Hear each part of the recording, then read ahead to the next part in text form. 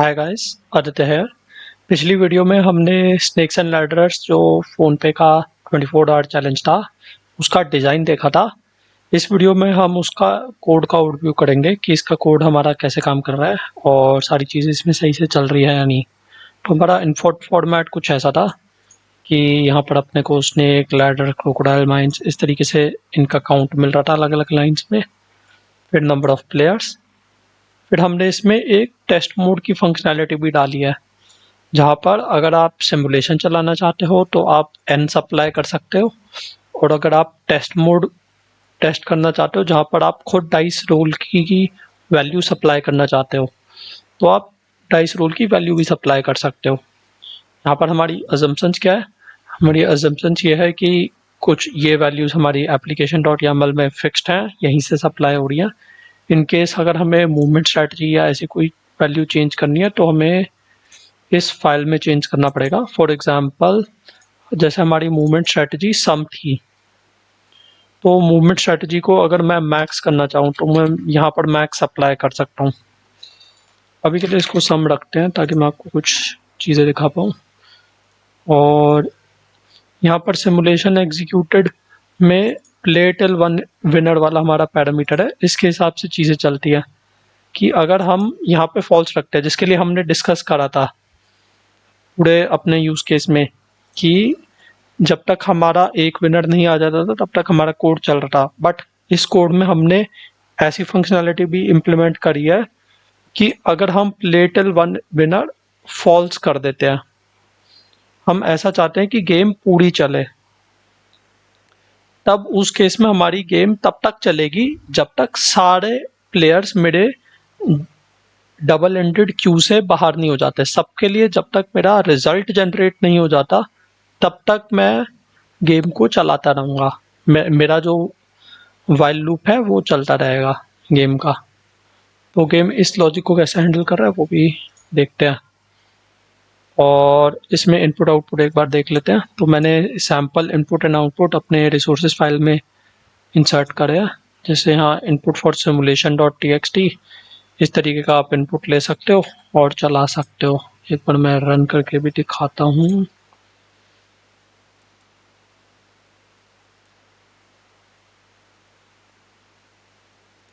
ये इनेबल कर देते हैं।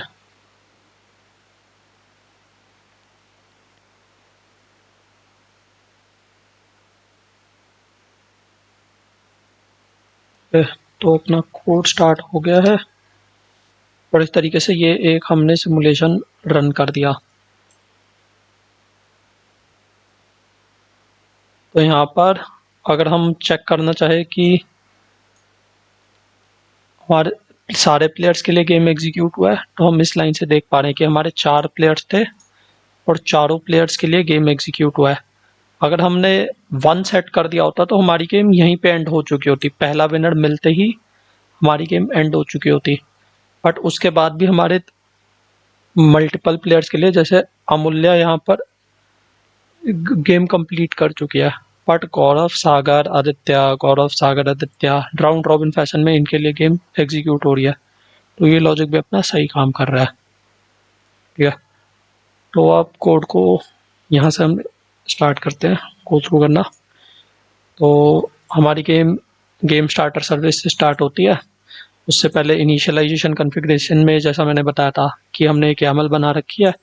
उस YAML की मदद से हम कॉन्फ़िगरेशन क्लास का ऑब्जेक्ट क्रिएट कर लेते हैं जिसमें सारे अपने पैरामीटर्स हैं। ये सारे रिक्वायर्ड पैरामीटर्स हैं हमारे पास। ठीक है, बढ़िया। अब आ जाते हैं स्टार्ट गेम पे। तो स्टार्ट गेम में हम क्या कर रहे हैं, हमें जो भी चीज़ें इनिशियलाइज करनी है, जैसे हमें मल्टीपल पीसी से इनिशियलाइज करना है, तो हम सारे पीसेस इनिशियलाइज कर रहे हैं इस लिस्ट में। तो हमने पहले स्नेक्स ऐड करे, लैडर्स ऐड करे, क्रोकोडाइल्स ऐड करे, माइंस ऐड करे, फिर उसके बाद हमने यहाँ प्लेयर्स ऐड करे। ये सारी चीज़ें ऐड करने के बाद हमने पोड इनिशियलाइज करा, अपना ड्राइवर फंक्शन को इनिशियलाइज करा, और लास्ट में हमने ये बात चेक करी कि हमें सिमुलेशन रन करना है या टेस्टिंग करनी है। इन केस ऑफ टेस्टिंग आप हर एक इंस्टेंस पे डाइस रोल प्रोवाइड कर सकते हो। डाइस रोल इनवैलिड भी हो सकता है क्योंकि हम टेस्ट करना चाह रहे हैं। तो ये अगर टेस्ट करने का आपका मन हो तो आप इस तरीके का इनपुट यूज़ कर सकते हो। एक मैं आपको चला के दिखाता हूँ टेस्ट सिनेरियो भी। फॉर एग्जांपल इसको अभी के लिए ट्रू कर देते हैं और मेरे पास टेस्ट का डेटा भी है। तो ये टेस्ट के लिए मैंने डेटा ऑलरेडी बना के रखा है।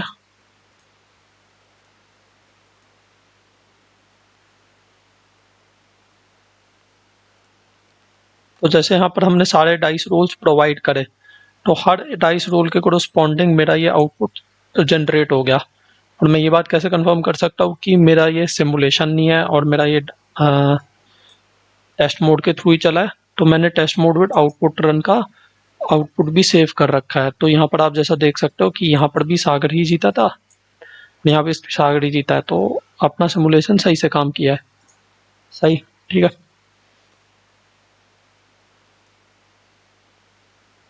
तो हम कहाँ पे थे? हाँ ठीक है, हम यहाँ पे थे। तो यहाँ पे हम या तो सिमुलेशन भी चला सकते हैं या फिर हम डायरेक्ट टेस्ट भी कर सकते हैं। तो एक बार हम अपना सिमुलेशन देख लेते हैं कि हमारा सिमुलेशन काम कैसे कर रहा है। तो हम सिमुलेशन में क्या करते हैं, हम यहाँ स्ट्रैटेजी के हिसाब से डाइस रोल परफॉर्म करते हैं। सिमुलेशन और टेस्ट गेम में बस एक ही बात, दो ही चीज़ों का अंतर है। यहाँ पर हम एक फ्लैग के हिसाब से डाइस रोल मूवमेंट स्ट्रैटेजी के हिसाब से इनपुट लेते चले जाते हैं और यहाँ पर यूज़र के थ्रू इनपुट लेते हैं। बाकी पूरा का पूरा कोड लॉजिक सेम है, ठीक है। हेल्पर का कोड लॉजिक अब समझ लेते हैं कि हेल्पर में क्या क्या हो रहा है। अब हेल्पर में यहाँ पर हम इस चीज़ का चेक है कि अगर हमारी प्लेयर क्यू एम्प्टी है, प्लेयर क्यू एम्प्टी का मतलब कि हमारा गेम एंड हो चुका है, अब हमारे कोई भी प्लेयर्स इनिशियलाइज नहीं है, तो हम गेम एंडेड लिख देते हैं। वरना हमेशा हमारे क्यू में प्लेयर्स होंगे। और क्यू में प्लेयर्स कैसे होंगे? क्यू में प्लेयर्स हमारे यहाँ पे इनिशियलाइज हो रखे हैं। स्नेक लैडर ड्राइवर के कंस्ट्रक्टर ने प्लेयर मैनेजर सर्विस को इनिशियलाइज करा। प्लेयर मैनेजर सर्विस को उसने लिस्ट ऑफ प्लेयर्स दी और यहाँ पर मेरे प्लेयर्स इनिशियलाइज हो गए। यहाँ पर मेरी डबल एंडेड क्यू भी इनिशियलाइज हुई और यहाँ पर मेरा मैप भी इनिशियलाइज हुआ। मुझे कुछ भी ऑपरेशन परफॉर्म करना होता है, जैसे remove player, add player, players मेरे लोकेशन पे है या नहीं, प्लेयर को क्यू से रिमूव करना हो, क्यू में ऐड करना हो, क्यू में एम्प्टी का चेक करना हो, मूवमेंट परफॉर्म करनी हो। ये मूवमेंट परफॉर्म करने की हमने जो बात करी थी, ये लॉजिक अपना काफ़ी इंपॉर्टेंट है। इसमें काफ़ी चेक्स भी है, तो ये मैं आपको एक्सप्लेन करूँगा कि कैसे कैसे चल रहा है ये, ठीक है। वो एक स्टेप पीछे आ जाते हैं। हाँ, तो यहाँ पे मेरा प्लेयर मैनेजर सर्विस इनिशियलाइज हुआ। यहाँ पर मैं सबसे पहले जिस प्लेयर पे मुझे काम करना होता है उसको मैं क्यू के स्टार्ट से निकाल लेता हूँ। अगर मैं यहाँ इस फंक्शन पे जाऊँ तो मैं रिमूव फर्स्ट कर रहा हूँ, तो मैं प्लेयर की क्यू की स्टार्ट में से निकाल लेता हूँ, ठीक है। मैंने ये काम कर लिया। उसके बाद मैं बिहेवियर फैक्टर के हिसाब से उसका बिहेवियर लेकर आता हूँ कि उस प्लेयर के लिए मुझे क्या बिहेवियर परफॉर्म करना है। तो यहाँ पर हम सबसे पहले ये देख लेते हैं कि इस प्लेयर के लिए क्या get hold till turn greater than 0 तो नहीं। अगर ग्रेटर देन 0 है तो मुझे इसके लिए टर्न होल्ड करना है। होल्ड वाले स्टेप में मुझे क्या करना रहता है, बस होल्ड टिल टर्न को मिनिमाइज करना होता है, रिड्यूस करना होता है और फिर उसके बाद वो होल्ड टिल टर्न अपडेट कर देना होता है प्लेयर में। बस इतना ही काम करना होता है होल्ड टिल टर्न वाले मेथड में। तो अगर यहाँ पर मेरे प्लेयर के लिए होल्ड टिल टर्न का सिनेरियो बनता तो यहाँ पर बस प्लेयर का टर्न अपडेट हो जाता और फिर हम आगे बढ़ जाते। यहाँ पर हमारा चेक भी है कि अगर प्लेयर का get location equal to board का साइज, अगर हम ये विनिंग कंडीशन है हमारी, अगर हमारा विनिंग कंडीशन एनकाउंटर हो जाती है तब हम प्रिंट कर देते हैं कि विनिंग कंडीशन एनकाउंटर हो गई है। वरना अगर हमारी विनिंग कंडीशन एनकाउंटर नहीं होती है तो हम प्लेयर को वापसी से लास्ट में ऐड कर देते हैं। हमने यहाँ पे इसको लास्ट में ऐड कर दिया, ऐड लास्ट, आपने डबल एंडेड क्यू में लास्ट में ऐड कर दिया, ठीक सही। अब यहाँ पर भी हमने एक चेक लगा रखा है कि कंप्लीट गेम्स का। ये चेक हमने क्यों लगाया? ये इस लाइन पर हम तभी आएंगे जब लिटिल वन विनर वाली लाइन जो है वो फॉल्स होगी। अगर ये कंडीशन फॉल्स है तो हम इस ब्लॉक ऑफ कोड में कभी भी नहीं आएंगे, क्योंकि इस ब्लॉक ऑफ कोड में आते ही हम टर्मिनेट कर जाते हैं। जैसे ही हम यहाँ से रिटर्न फॉल्स कर देते हैं तो हमारा लूप सिमुलेशन के केस में भी और टेस्ट के केस में भी बंद हो जाता है। तो जब तक यहाँ से ट्रू जाते जा रहा है, ये लास्ट वाला ट्रू जाते जा रहा है हेल्पर से, तब तक हम लूप करते रहेंगे। जैसा हमारा ये डू वाइल लूप भी है और टेस्ट केम कोड का जो कॉलर है उसने भी एक डू वाइल लूप लगा रखा है।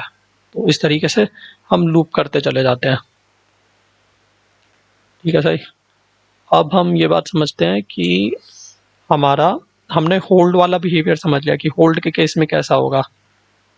होल्ड के केस में क्या हुआ, प्लेयर का बिहेवियर एग्जीक्यूट हो गया, प्लेयर के लिए कुछ बदला नहीं, चीज़ें आगे बढ़ गई, काम हो गया। अब हम ऐसा बिहेवियर देखते हैं जहां पर एक्चुअल में प्लेयर की पोजीशन चेंज होगी। तो प्लेयर की पोजीशन किस सिनेरियो में चेंज हो सकती है, गो टू पोज वाले सिनेरियो में चेंज हो सकती है।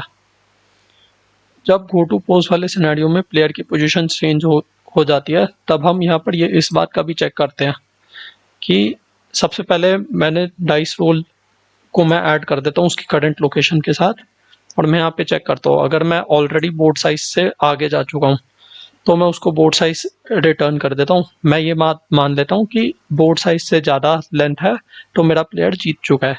यहाँ पर अगर आपको कंडीशन रेस की जाए कि एग्जैक्ट बोर्ड साइज जितना ही वैल्यू आनी चाहिए वरना वो टर्न रिजेक्ट हो जानी चाहिए, तो आपको ये कंडीशन बदलनी पड़ेगी। ठीक है, ये बात हमने समझ ली। फिर उसके बाद हमने जो डिज़ाइन करते वक्त ये बात समझी थी कि हम कंटेन्स की का चेक लगाते हैं। फिर उसके बाद board dot gate piece map dot gate location किया हमने और परफॉर्म एक्शन कर दिया प्लेयर वाला। यहाँ लोकेशन आई अपने पास और हमने ये लोकेशन रिटर्न कर दी। अब आपके लिए एक होमवर्क ये है कि इस कोड में मैंने जान के एक बग छोड़ा है। हमारे एक यूज केस के लिए ये कोड वाइल लूप में अटक जाएगा। आपको कमेंट्स में आइडेंटिफाई करके बताना है कि यहाँ पर क्या दिक्कत है। अगर आपको डिज़ाइन और कोड की दोनों की अंडरस्टैंडिंग हो गई है तो आपको यहाँ पे सीधे ही बग दिख जाएगा कि यहाँ पर कुछ गड़बड़ है। ठीक है, छोटा सा ही गड़बड़ है, बस इसके आगे एक कंडीशन लगाएंगे तो वो गड़बड़ रिजॉल्व हो जाएगी। बस आपको आइडेंटिफाई करना है कि वो गड़बड़ है क्या। ठीक है, आगे बढ़ते हैं। तो अब जैसे परफॉर्म एक्शन में मैं जाता हूँ तो मेरे पास देखो परफॉर्म एक्शन के इतने सारे इम्प्लीमेंटेशन है। मान लो हम स्नेक में चल लेते हैं। स्नेक में चल लेते हैं तो क्या आता है, तो मेरे को कुछ अलग सी लोकेशन मिल जाएगी और मैं यहाँ पे प्रिंट भी करा दूंगा कि भाई मेरे को स्नेक ने काटा था, और फिर मैं लोकेशन रिटर्न कर दूंगा जैसा हमने डिस्कस करा था कि हर एक पीस अपने रिटर्न टाइप में इंट रिटर्न करेगा और यहाँ पर उसको प्लेयर पी आएगा। आप यहाँ पे आप एक आर्गुमेंट रेज कर सकते हो कि जैसे ये इंट है, इंट में तो मैं कुछ भी रिटर्न कर सकता हूँ, तो मैं ये बात कैसे इंश्योर कर सकता हूँ कि यहाँ पर हमेशा लोकेशन ही रिटर्न होगी।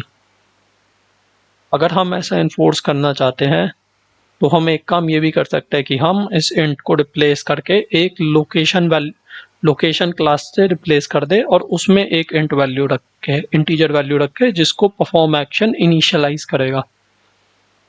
इस तरीके से हम इस बात को हमेशा इंश्योर कर पाएंगे कि कोई भी गड़बड़ वैल्यू नहीं आ पाएगी, क्योंकि अगर इस क्लास का कोई फ्यूचर इम्प्लीमेंटेशन करता है और यहाँ पर इंट वैल्यू देखता है तो उसको इंटेंट किया जाएगा कि यहाँ पर तो मैं कोई भी इंटीजर वैल्यू रिटर्न कर सकता हूँ। वो इस बात को नहीं सोचेगा कि मुझे यहाँ पर लोकेशन ही रिटर्न करनी है। तो इस तरीके की चीज़ें भी अब हम अपने डिज़ाइन में करेक्ट कर सकते हैं। ठीक है, तो ये बात भी सही। हम पीस भी देख लेते हैं। पीस हमारा ऐसा कुछ था और फाइनली हमारा जो बोर्ड था, हम बोर्ड भी एक बार देख के आ जाते हैं।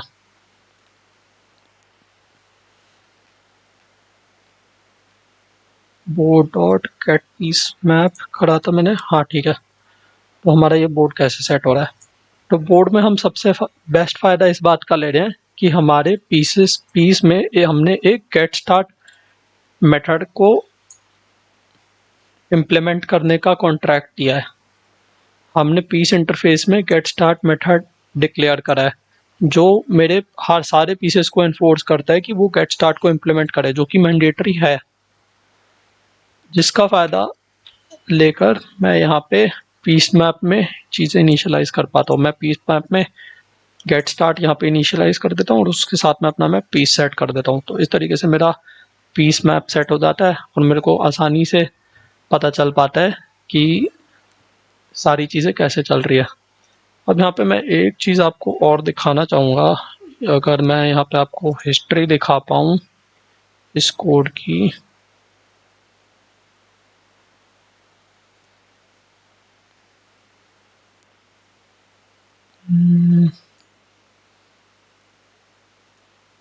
नहीं यहाँ पे आई थिंक वो मेरा कमिट दिखा नहीं रहा, बट बेसिकली यहाँ पे मैं ना ऐसा दिखाना चाह रहा था कि जब मैंने शुरुआत में इस कोड को डिज़ाइन करा था तब यहाँ पे एक मैप की जगह चार अलग अलग मैप थे जब अपना डिज़ाइन कमज़ोर था। अब हमने इस चीज़ को स्ट्रैटेजी डिज़ाइन पैटर्न लगा के काफ़ी इम्प्रूव कर दिया। हमको 4 मैप की कोई ज़रूरत नहीं पड़ी, हमको सिर्फ एक मैप की ज़रूरत पड़ी और उस एक मैप से अपना पूरा काम बन गया। सही। अभी अपना बोर्ड भी देख लेते हैं कहाँ कहाँ यूज़ हो रहा है। तो जैसे प्लेयर बिहेवियर फैक्ट्री में यूज़ हो रहा है, स्टार्टर में लेट यहाँ देख चुके हैं, गो टू पोजिशन में भी हम हाँ देख चुके हैं। ठीक है, तो ऑल इन ऑल अब हम अपने सारे मेथड्स समझ चुके हैं। और यहाँ पर जैसा मैं बता रहा था, ये जो ड्राइवर टेस्ट क्लास है ये अभी मैंने कमेंट कर रखी है क्योंकि इसमें अभी कुछ, जब मैंने रिफैक्टरिंग करी थी तो उसके बाद से कुछ एरर्स हैं, तो इसको हम चाहे तो करेक्ट कर सकते हैं। थोड़ा सा टाइम लगेगा बट हो जाएगा। ठीक है, तो कुछ और सिमुलेशंस अगर हम चेक करना चाहें तो